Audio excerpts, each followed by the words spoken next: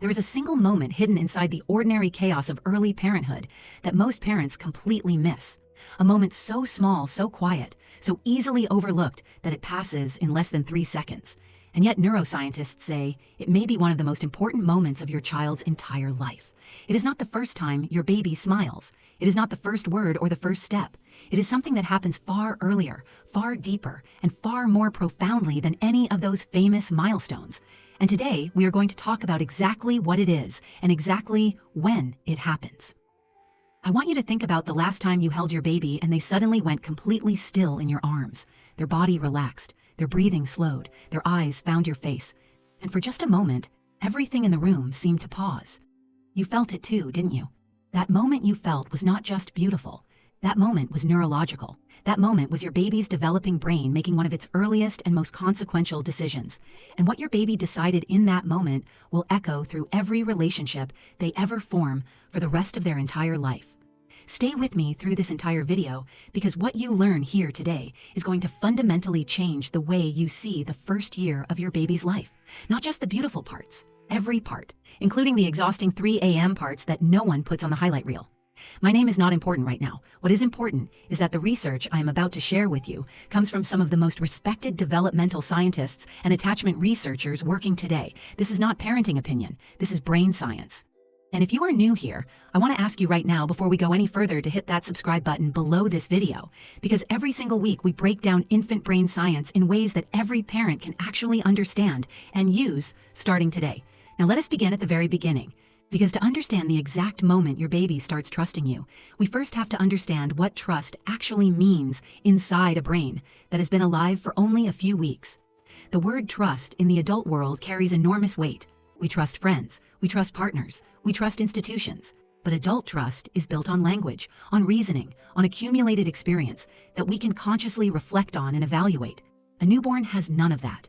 A newborn brain operates almost entirely from the brainstem and the limbic system, the oldest and deepest structures in the human brain. These are the parts of the brain that control survival, breathing, hunger, temperature regulation, and the detection of safety versus danger. And here is the key insight from modern neuroscience. In the very first weeks and months of life, the primary question your baby's brain is asking every single waking moment is not, "Where is my toy?" or "When do I eat?" It is one fundamental question. Am I safe?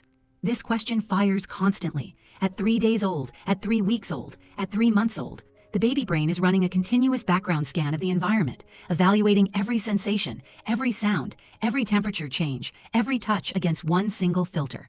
Is this safe or is this dangerous? Now here is where it gets extraordinary. Your baby does not have the words or the concepts to answer that question consciously.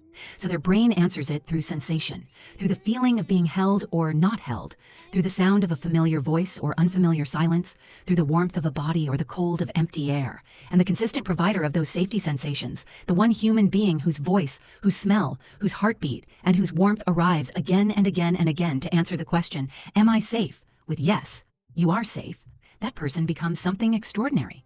That person becomes what developmental psychologists call the primary attachment figure. And the relationship your baby builds with that person is not just emotionally significant. It is structurally significant. It literally shapes the architecture of your baby's developing brain. Research from the Harvard Center on the Developing Child has shown that the connections formed in the first year of life between babies and their caregivers are quite literally the foundation upon which all future learning, behavior, and emotional health will be built. So when we talk about the moment your baby starts trusting you, we are not talking about a feeling. We are talking about a measurable, biological, structural event in their developing nervous system. We are talking about the moment their brain begins to encode you as safe. And that encoding process, that biological shift from uncertain to safe, is one of the most important things that will ever happen inside your child. Now let us talk about exactly when it begins, because the answer surprises almost every parent who hears it for the first time. Most parents assume that trust building begins sometime after the first few months, once the baby is more awake, more aware, more present. The reality that neuroscience has revealed is that the trust building process begins before your baby is even born. In the final trimester of pregnancy, your baby's brain is already recording and cataloging sensory data from outside the womb. The sound of your voice, the rhythm of your heartbeat, the cadence of your breathing when you sleep. All of it is being stored and recognized. Studies have shown that newborns just hours old will turn their heads preferentially toward their mother's voice over a stranger's voice. They already know you. They already recognize you. Before they have ever seen your face, you are already the most familiar thing in their entire universe. But while recognition begins before birth, trust in the attachment sense begins to form in the first hours and days after delivery. And the mechanism through which it forms is something called serve and return interaction. And it is the most important thing I will tell you today. Serve and return is the term developmental scientists use to describe what happens when your baby makes any kind of signal, a sound, a facial expression, a reach, a cry, and you notice it and respond to it. That exchange, that serve and return, is the fundamental unit of trust formation. Every single time you notice your baby's signal and respond, their brain records something. It does not record a thought. It records a pattern. The pattern says, I sent a signal. A signal came back. The world responded to me. I am not alone in here.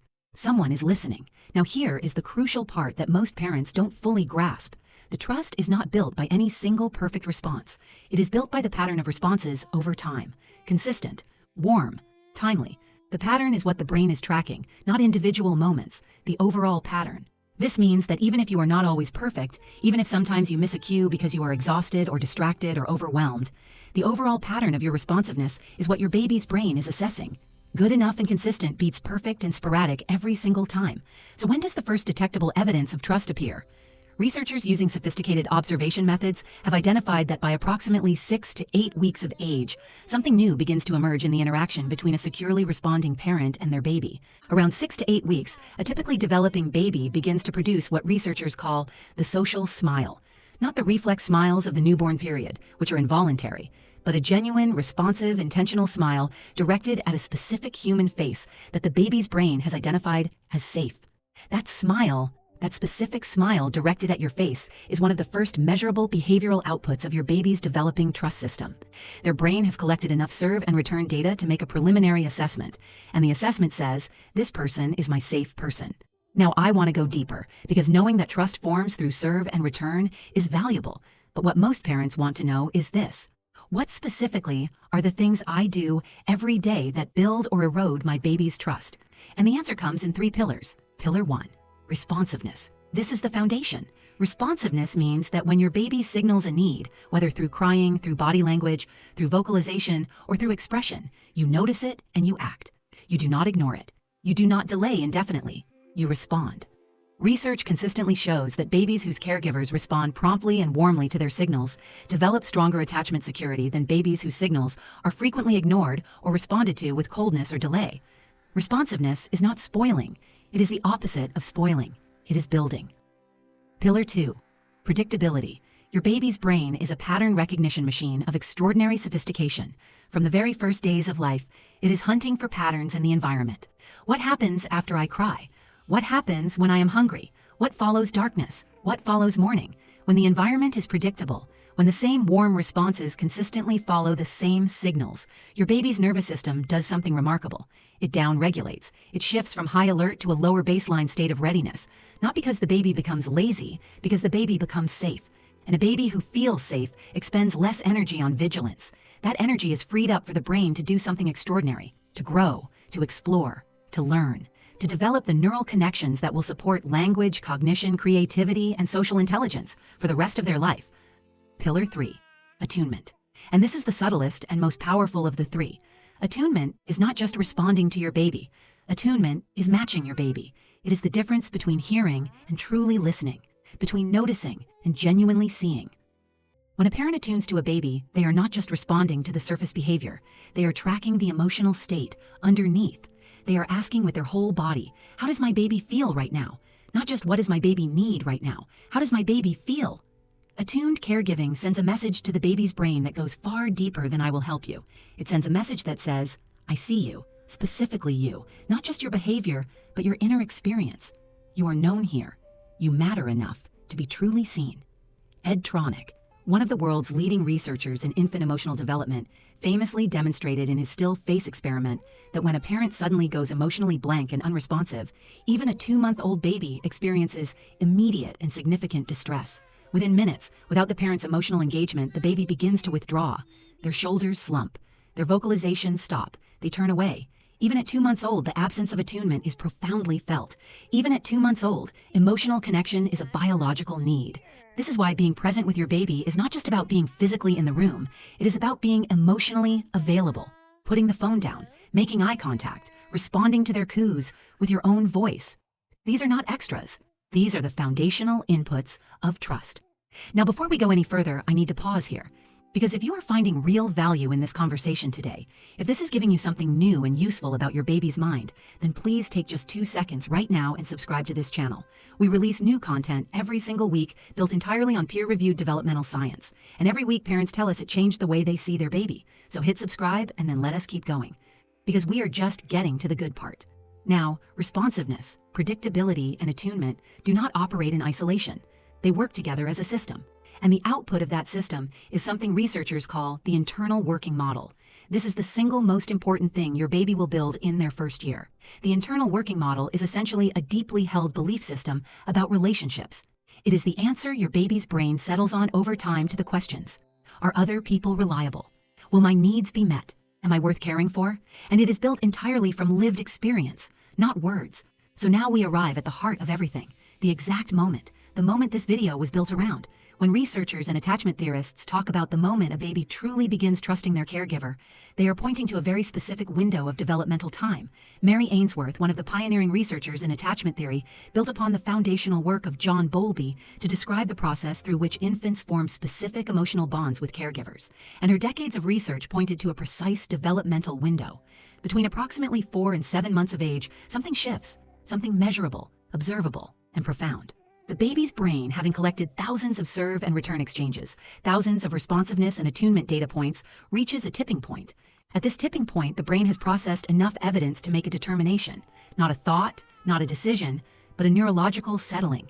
A particular person, this person, the one who shows up again and again and answers my signals again and again, has been classified. Classified as safe. Classified as mine. This is the exact moment. Not a single heartbeat in time, but a biological settling that happens across a developmental window, typically between 4 and 7 months. In babies who have received consistent, warm, responsive caregiving, this is when trust becomes structural. You may have felt it happen. There is a moment that many parents describe when their baby just seemed to truly see them. Not just look at them, but really see them. With recognition, with preference, with something that can only be described as love, expressed in the only way a baby knows how to express it. Researchers who have studied this window have found that the babies who reach this milestone most securely and most robustly are those whose caregivers scored highest on measures of consistent responsiveness. Not intelligence, not resources, not perfect parenting, consistent responsiveness. That is the variable. And here is something that I want every exhausted parent watching this video to hear. You do not need to respond perfectly. You do not need to respond instantaneously. You need to respond consistently and with warmth most of the time. That is all the biology requires, most of the time.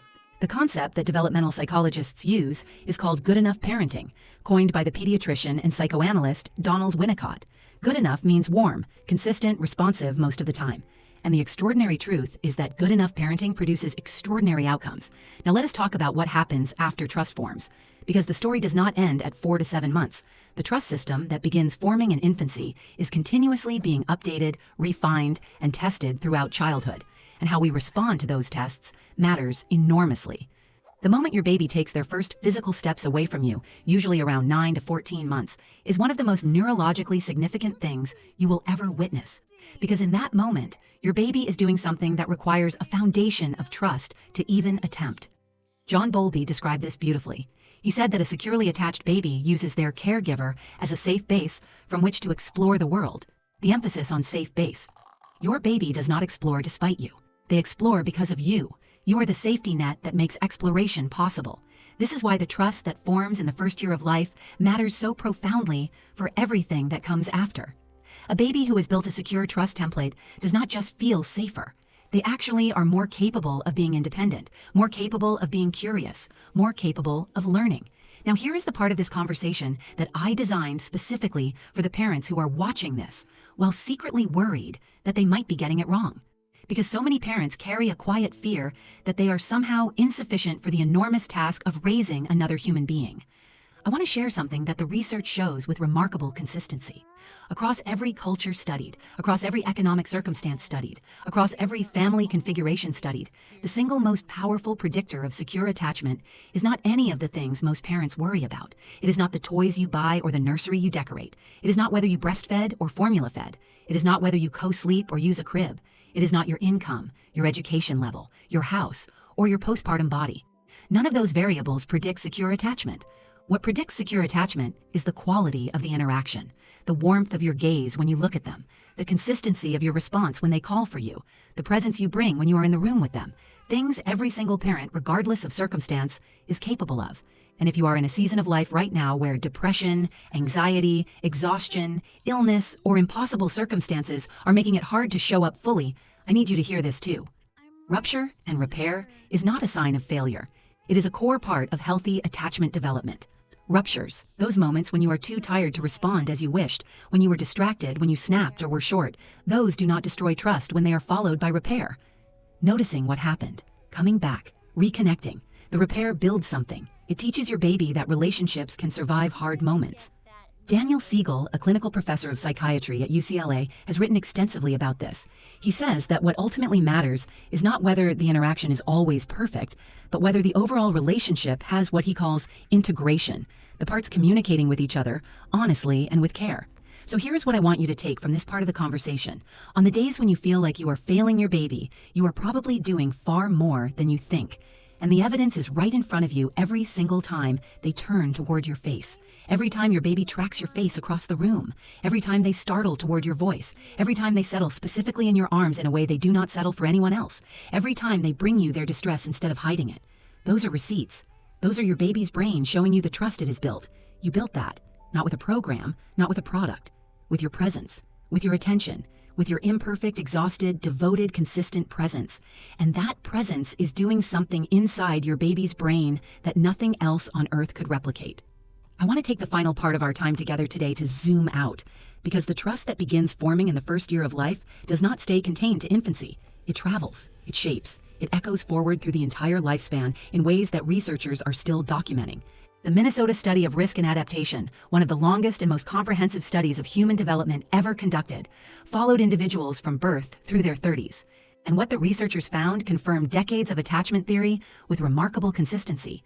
Children who had been securely attached in infancy consistently showed, across every stage of development measured, greater emotional resilience, stronger relationships with peers, higher academic motivation, better self-regulation, and greater mental health outcomes. All of this traced back to the first year. And conversely, infants who experience chronic unpredictability, chronic unresponsiveness, or chronic emotional unavailability in their caregivers showed measurably different developmental trajectories. Not because of genetics, not because of destiny, but because of the template that was or was not built in that first year. But here's the extraordinary and hopeful truth.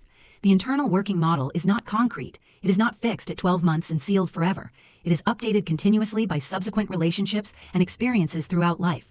Trust can be built later. Patterns can be revised. Healing is possible. But what the research makes unmistakably clear is that what happens in the first year, in those thousands of ordinary daily interactions, in those moments of serve and return, responsiveness, predictability, and attunement, lays a foundation that all subsequent development builds upon. And so the ordinary moments that fill your days as a new parent, the feeding and the holding and the responding, the nights when you get up for the fourth time, the mornings when you are running on no sleep but you still show up, those moments are not ordinary at all. Every one of those moments is a brick in the foundation that will hold your child up through everything they will ever face, every relationship they ever navigate, every challenge they ever meet, every joy they ever feel. That foundation is built right now, in these days, with you. As we close today, I want to come back to where we started. That quiet moment when your baby stills in your arms, when their breathing slows, when their eyes find your face and everything in the room seems to pause. You know that moment. You have lived it. That moment is not a coincidence. That moment is the product of thousands of quiet daily acts of responsiveness, of 10,000 instances of your showing up, of a nervous system that has built enough data to finally, fully, structurally settle into the knowledge that it is safe. That stillness is your baby saying, in the only language their developing brain currently possesses, I trust you. You are my safe place. I do not have to be on guard here. I do not have to hold anything together here. Here with you, I can simply be. John Bowlby spent his lifetime studying this truth, and articulated it with extraordinary clarity. He wrote that the propensity to make intimate emotional bonds to particular individuals is a basic component of human nature. Your baby is not doing something unusual when they trust you. They are doing the most human thing they will ever do. And you, in all your imperfection, in all your exhaustion, in all your ordinary daily showing up, you are making that most human thing possible for them. You are the reason they can trust at all. You are their first and most foundational experience of what it means to be known and held by another person. If this video gave you something today, I would love to hear from you in the comments below. Tell me, what was the moment with your baby that you now see differently? What was the moment you realized they truly trusted you? Share it below, subscribe if you have not already, and I will see you next week.